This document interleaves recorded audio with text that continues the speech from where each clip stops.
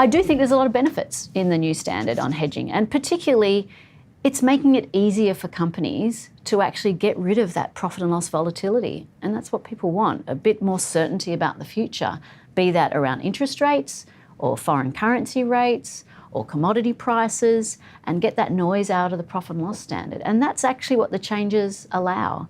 It actually aligns better as well with companies' risk management strategy. So if you plan and you have a strategy to do some hedging, then it usually fits in better with the new standard. And so yes, there's some more documentation that needs to be done and you need to update that. But really, I have seen a couple of companies who've actually taken this into account. And a couple of key things. Previously, you could only use hedge accounting if it was fitting between an 125% bandwidth of what was effective as a hedge. But you might have something that's 70% effective as a hedge, say an option, and that's the best thing you can get in the market, and you might use that and be very happy to, make sure you've got 70% of your profits locked in and not volatile. And so now you can use that under the new standard. As well, if I look at the other things, you can aggregate disclosures as well. So if you've got some hedging of purchases and of sales as well, you can put those two together and net those off, which you couldn't do in the past.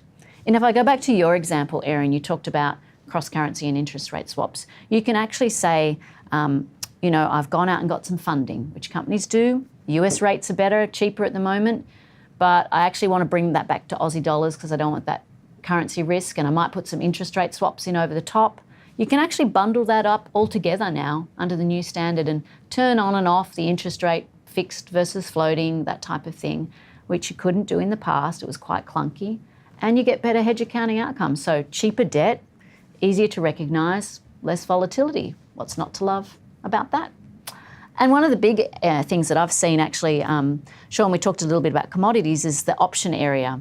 And so I do think if we look at the next slide, options are something that companies haven't used so much in the past because all of the volatility flowed through to the profit and loss all the way along. All of that time value flowed through.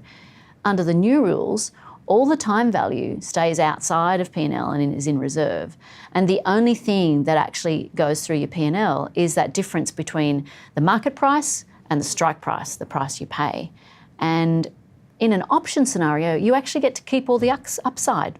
You're protecting yourself against downside risk. And so protecting myself against downside, keeping all the upside, volatility is outside my P&L.